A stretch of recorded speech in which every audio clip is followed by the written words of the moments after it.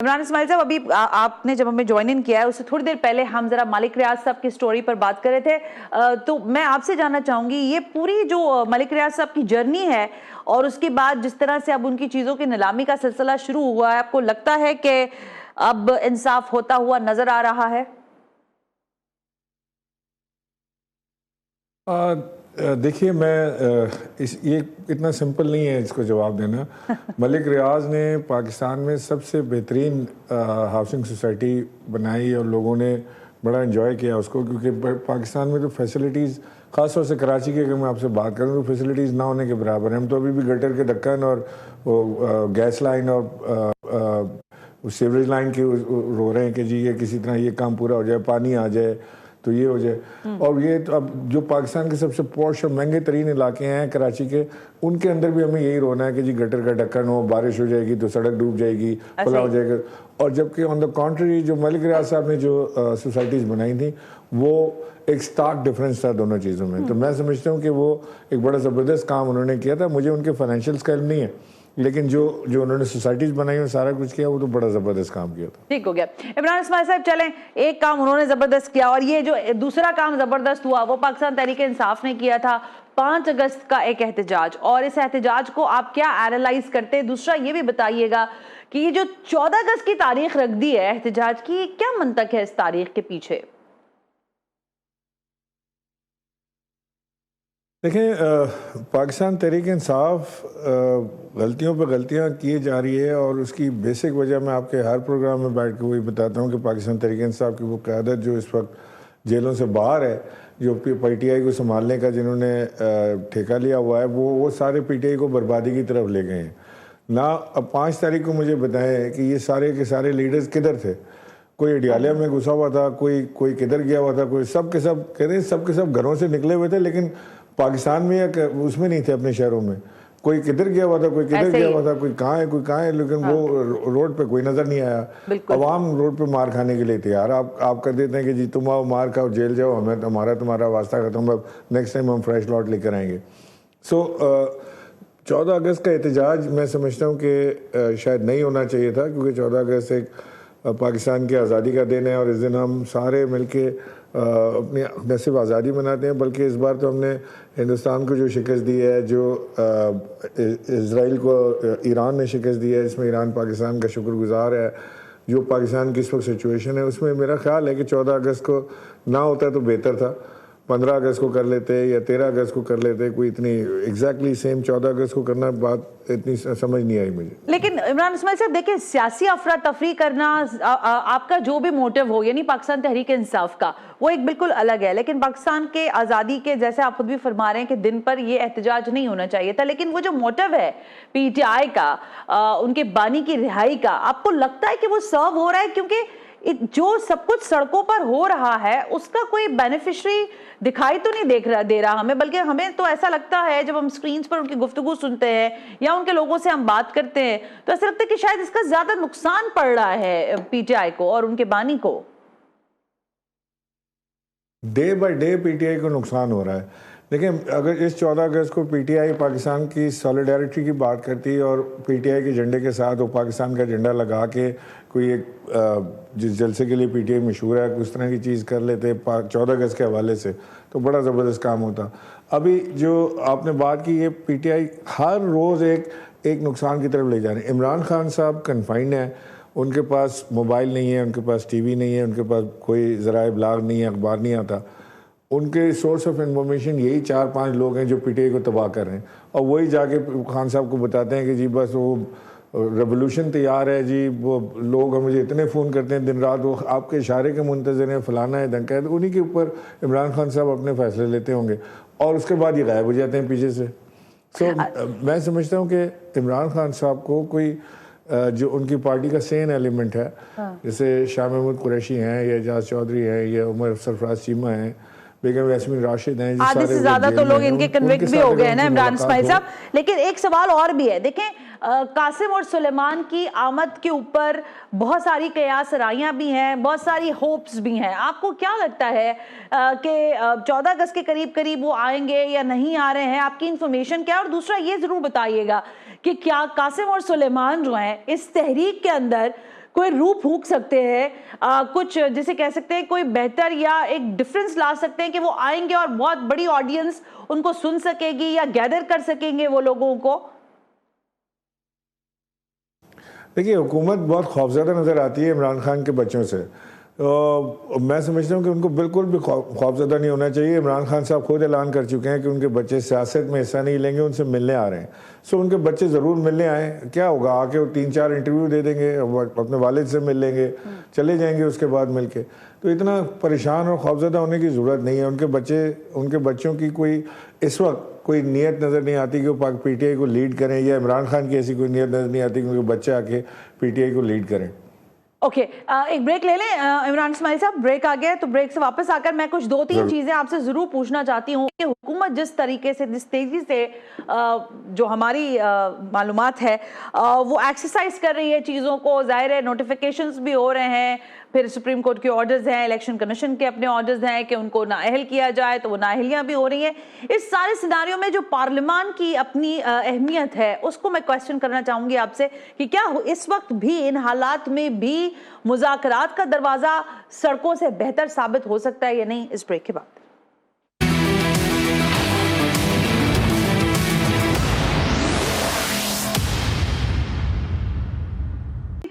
Sir, मैं सवाल जरा सा शायद आपको मुख्तलिफ लगे या ना, लेकिन पाकिस्तान की सियासत में हमने देखा कि पीटीआई ने जो जलसे किए वो बड़े जलसे किए। आप लोगों का जो दौर था, अब क्योंकि अदवार पे ही बात हो रही है, जब आप लोगों का इनिशियल दौर था, आज जो जलसे होते हैं उसमें आपका कारकुन बाहर नहीं निकलता, वो निकलना भी चाहे शायद तो वो नहीं निकल रहा है। और वैसे अदरवाइज मैंने सड़कों पर उस तरह का मोमेंटम पाकिस्तान तहरीक इंसाफ का नहीं देखा। क्या पाकिस्तान तहरीक इंसाफ एक्सपोज होती जा रही है? और अगर वो एक्सपोज होती जा रही है तो इस वक्त डायलॉग एक बेहतरीन रास्ता साबित हो सकते हैं?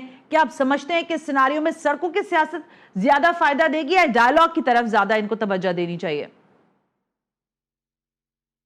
देखिए जना, आपने बोला पाकिस्तान तहरीक इंसाफ एक्सपोज होती जा रही है, तो पाकिस्तान तहरीक इंसाफ तो एक्सपोज है। पाकिस्तान की सबसे बड़ी सियासी जमात है पाकिस्तान तहरीक इंसाफ, सबसे पॉपुलर जमात है।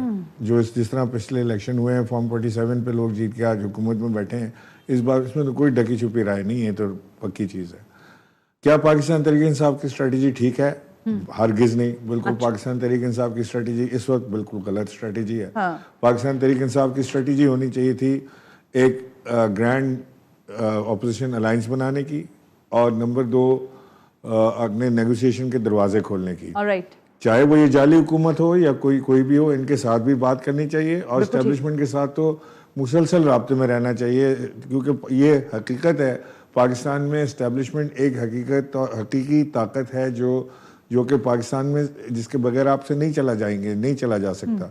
ये पाकिस्तान तहरीक इंसाफ ने 2018 में भी एक्सपीरियंस किया है, उससे पहले भी एक्सपीरियंस किया है, साथ रह के भी एक्सपीरियंस किया है, और इनके खिलाफ रह के भी एक्सपीरियंस किया है। जब मुशर्रफ साहब की हुकूमत थी उस वक्त पाकिस्तान तहरीक इंसाफ इसके खिलाफ थी, उनकी डिक्टेटरशिप के, लिहाजा हम उस वक्त हमने एक्सपीरियंस किया। उसके बाद उनके जाने के बाद फिर हमने एक्सपीरियंस किया, फिर 2013-14 के बाद से हम एक पेज पर आते गए और हमने उसको भी एक्सपीरियंस किया। 18 में हम बिल्कुल एक पेज पर आ गए थे, उसको भी एक्सपीरियंस किया, और वो पेज जब फटा है 22 में तो उसको भी एक्सपीरियंस किया। तो मेरा ख्याल है कि हमें माजी से सबक लेना चाहिए, और हमें अपने जो राब्ते हैं, जो रास्ते हैं, उनको नहीं छोड़ना चाहिए। प्लस मैं ये कहूँगा कि कोई भी सियासी जमात मुतमिल नहीं हो सकती अपनी अफवाज के सामने हेड ऑन कंक्लूजन के, और ये जब भी करते हैं तो इससे उसी को नुकसान होता है। लेकिन इमरान इस्माइल साहब, जब आप देखें, जब आप फॉर्म 47 की बात करते हैं ना, तो लोग फिर ये कहते हैं कि फिर तारीख में 2018 के इलेक्शंस पर भी तो यही सवाल था ना। क्या सवाल था? यही कहा गया था कि आप लोग, आपका क्लेम ये था कि जाहिर आवाम की सपोर्ट थी, लेकिन एक बड़ा तबका, मैं मीडिया का भी नाम लूंगी, मीडिया ने भी कहा कि अगर आप लोगों को एस्टेब्लिशमेंट का हाथ आपके सर पर ना होता तो आप एक सीट निकालने में कामयाब ना होते। आपने कराची से खैबर तक सीटें निकाल ली, कराची से आपने 22 अपने एमएनए उठा लिए, ये आपके इख्तियार में नहीं था, आपके लिए कुछ मसल्स काम कर रहे थे। सो अगर आज वो मसल्स दीगर जगहों पर हैं तो फिर दोनों का तकाबली जायजा होना चाहिए ना, फिर एक तरफ बात नहीं होना चाहिए। नहीं, देखें, पाकिस्तान तहरीक इंसाफ 2018 में भी बहुत मकबूल जमात थी, सबसे मकबूल जमात पाकिस्तान तहरीक इंसाफ थी, और उन्होंने अपने बल पे वोट हासिल किए। हो सकता है कहीं ना कहीं उनको इस्टेब्लिशमेंट की सपोर्ट ज़रूर मिली होगी, लेकिन उन्होंने मेजॉरिटी उन्होंने अपने बल पे हासिल की। हुकूमत बनवाने में एस्टेब्लिशमेंट का ज़रूर सपोर्ट शामिल थी, ठीक है। क्योंकि जो लोग आज़ाद जीते थे उनको वो कहते थे ना, हर कोई कहता था जिसके पास जाओ बात करने, कहते बस एक फ़ोन आ जाए, ज़रा एक इशारा हो जाए। तो वो कहाँ से इशारा आएगा या किसका फ़ोन आएगा? वो इमरान खान के फ़ोन का तो इंतजार नहीं कर रहे थे। ठीक है। तो वो जाहिर है कि वो सपोर्ट मिली होगी। लेकिन इमरान इस्माइल साहब ठीक है, लेकिन अगर हम आर्ग्यूमेंट पर ये बात ले लेना, जो आप ये फरमा रहे हैं कि बातचीत करें, grand alliance, grand opposition alliance बनना चाहिए था, इसमें आपको क्या लगता है क्या चीज जो है वो रोक रही है पाकिस्तान तहरीक इंसाफ को? क्या बानी का जो एक एटीट्यूड है? पाकिस्तान तहरीक इंसाफ की मौजूदा नालायक लीडरशिप जो है वही सबसे बड़ी इम्पेडिमेंट है इस वक्त पाकिस्तान तहरीक इंसाफ के इन दो अहदाफ को पहुंचाने में। इमरान साहब, आपको आवाज आ रही है मेरी? जी जी। आपको मेरी आवाज नहीं आई? जी जी, आपने कहा नालायक लोग जो हैं, लेकिन मैं इमरान इस्माइल साहब ये आपसे जानना चाह रही हूँ, क्या ये नालायकी जो है मजीद पाकिस्तान तहरीक इंसाफ को डेंटी पहुंचाएगी? आपको लगता है कि 2025 अब तो ज़ाहिर है आप मिड में ही आगे खड़े हो गए हैं, ये साल भी अब इख्तिताम की तरफ ही है, कोई आपको उम्मीद नजर आती है या आपको लगता है कि ये इसी तरह टुक टुक मामला चलता रहेगा, हर रोज एक एहतजाज की कॉल होगी, बानी अंदर ही रहेंगे और 5 साल ये हुकूमत मुद्दत पूरी करेगी, अल्लाह खैर सल्ला, नथिंग न्यू इन इट?